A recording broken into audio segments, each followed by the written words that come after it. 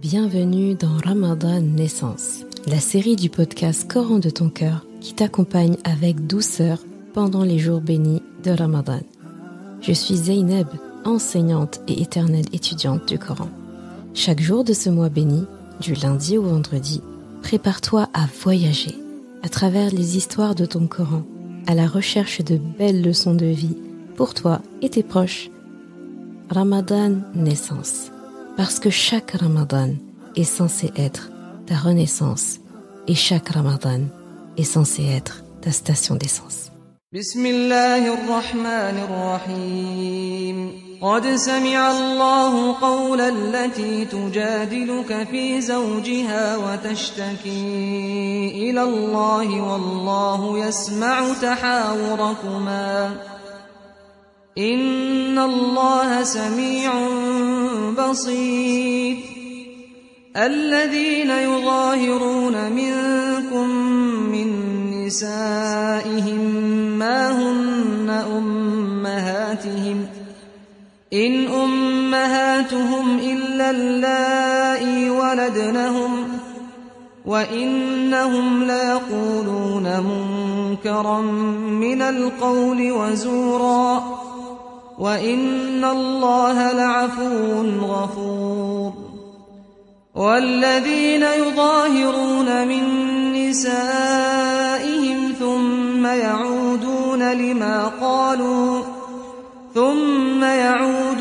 لما قالوا فتحرير رقبة من قبل أن يتماسا ذلكم توعظون به والله بما تعملون خبير فمن لم يجد فصيام شهرين متتابعين من قبل أن يتماسا فمن لم يستطع فإطعام 60 مسكينا ذلك لتؤمنوا بالله ورسوله وتلك حدود الله وللكافرين عذاب أليم. Allah a bien entendu la parole de celle qui discutait avec toi à propos de son époux et qui se plaignait à Allah. Et Allah entendait votre conversation, car Allah est audient et clairvoyant. Ceux d'entre vous qui répudient leurs femmes en déclarant qu'elles sont pour eux comme le dos de leur mère, alors qu'elles ne sont nullement leur mère, car ils n'ont pour mère que celles qui les ont enfantées. Ils prononcent certes une parole blâmable et mensongère. Allah cependant est indulgent et pardonneur. Ceux qui comparent leurs femmes au dos de leur mère puis reviennent sur ce qu'ils ont dit doivent affranchir un esclave avant d'avoir un contact conjugal avec leur femme. C'est ce dont on vous exhorte, et Allah est parfaitement connaisseur de ce que vous faites. Mais celui qui n'en trouve pas les moyens doit jeûner alors 2 mois consécutifs avant d'avoir un quelconque contact conjugal avec sa femme. Mais s'il ne peut pas le faire non plus, alors qu'il nourrisse 60 pauvres. Cela pour que vous croyiez en Allah et en son messager. Voilà les limites imposées par Allah, et les mécréants auront un châtiment douloureux. Surat al-Mujadila, ayah 1-4. Parce qu'Allah a décidé de porter haut la voix de cette femme, et parce que tout ce qui se trouve dans notre Coran nourrit notre voie vers le paradis, je vais te parler de cette femme, qu'Allah voulait qu'on écoute, comme il a pris soin, lui, de l'écouter. Cette femme, elle s'appelle Khawla bint Tha'laba, qu'Allah l'agrée. Elle était mariée à un homme qui s'appelait Aws ibn as-Samit. Et voici le récit de sa mésaventure, raconté par elle-même, après les faits.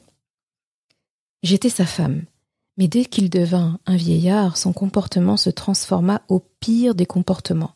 Un jour, il entra chez moi pour discuter d'une certaine affaire. Il s'irrita contre moi et déclara « Tu es pour moi comme le dos de ma mère ». Puis il partit pour passer 1 heure dans une assemblée avec ses amis. En rentrant, il se rapprocha de moi pour avoir un rapport. Je lui répondis catégoriquement « Par celui qui détient l'âme de Khawla, tu ne pourras le faire avant qu'Allah et son messager ne tranchent entre nous. » Mais il essaya de se rapprocher de moi par la force, et je pus le repousser. Je me rendis ensuite chez Rasulullah sallallahu alayhi wa sallam et je m'assis devant lui. Je lui racontai alors tout ce qui s'est passé entre nous, en accusant mon époux du mauvais caractère dont il a fait preuve.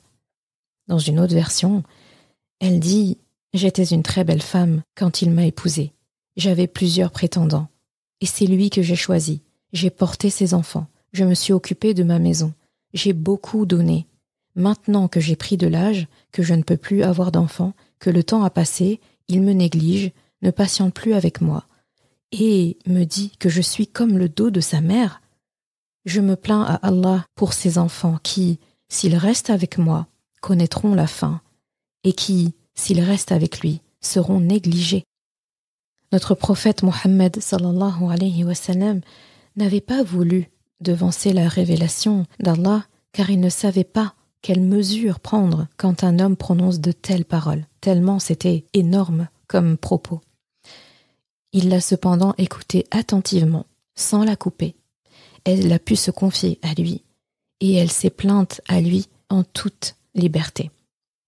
Aïcha, l'épouse de notre prophète sallallahu alayhi wa sallam, qu'Allah l'agrée, rapporte que Khawla, avant de s'en aller, a fait une invocation devant Rasulullah sallallahu alayhi wa sallam en disant « Ô Allah, je me plains à toi de mon grand malheur et de la souffrance que me cause la séparation d'avec mon époux.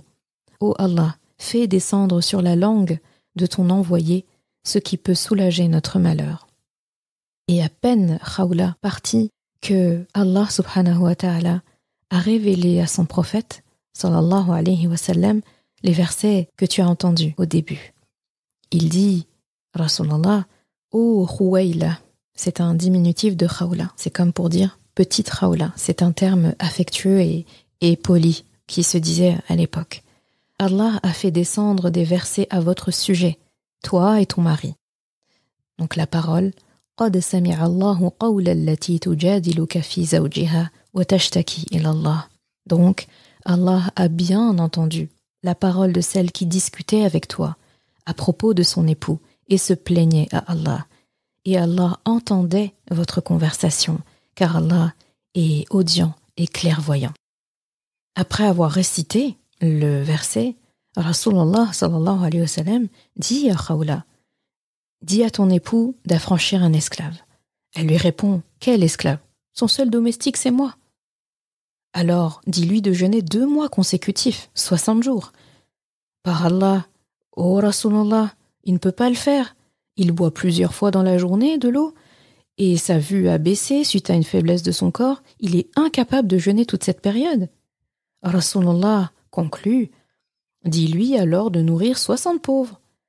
Mais comment pourrait-il le faire alors que nous ne possédons que le repas d'une journée?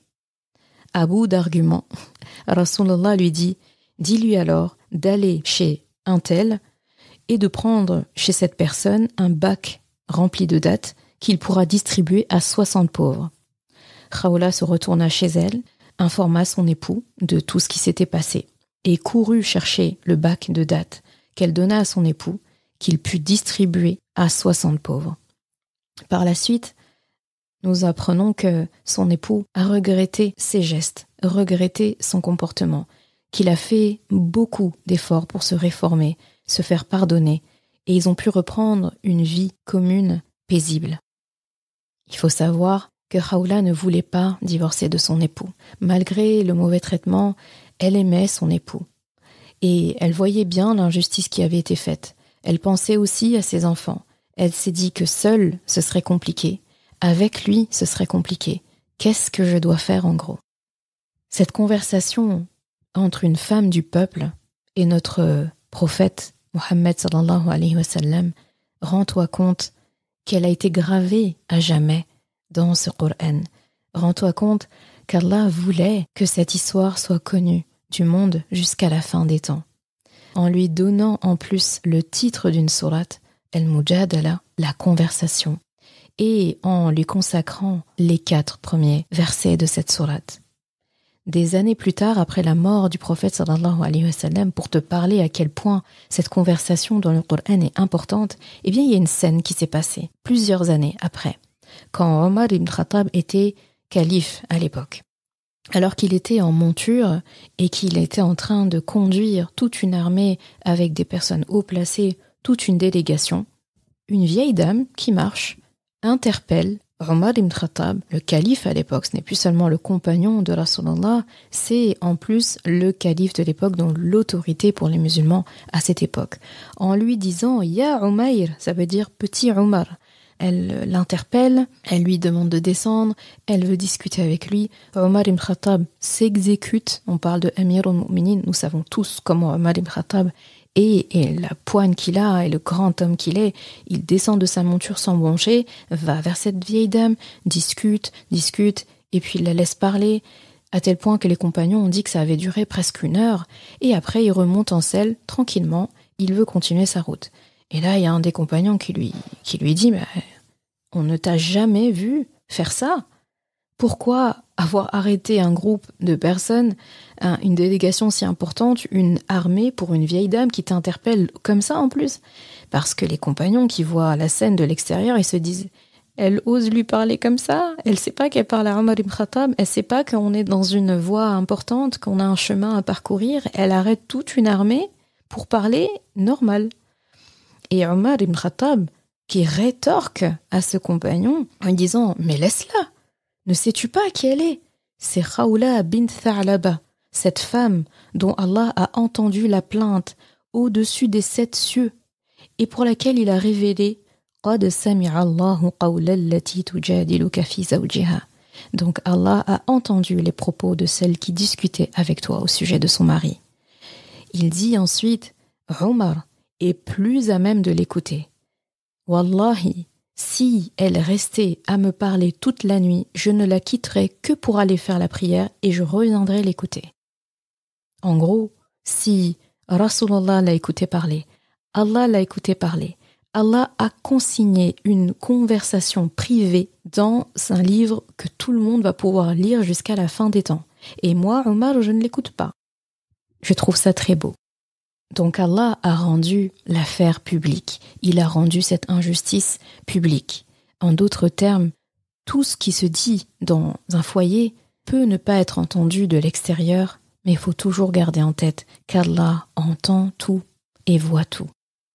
Ce fait était tellement grave, l'impact psychologique, familial, sociétal de tels propos, ceux-là ou d'autres qui s'apparentent à ça. Aujourd'hui, on a un panel de propos aussi graves que ceux-là. C'était tellement grave qu'Allah subhanahu wa ta'ala n'a pas laissé passer ça. L'injustice ne se tait pas. Si une femme subit une injustice dans son foyer de la part de celui qui est censé la protéger, censé la conseiller, censé lui offrir un cadre de sécurité, vers qui est-ce qu'elle peut se tourner? Est-ce qu'elle est censée rester patienter, se résigner, garder tout caché, ne se plaindre à personne, ou elle est censée de se dépatouiller seule face à un homme qui n'a pas de mahram et qui est, lui, censé être son mahram à elle?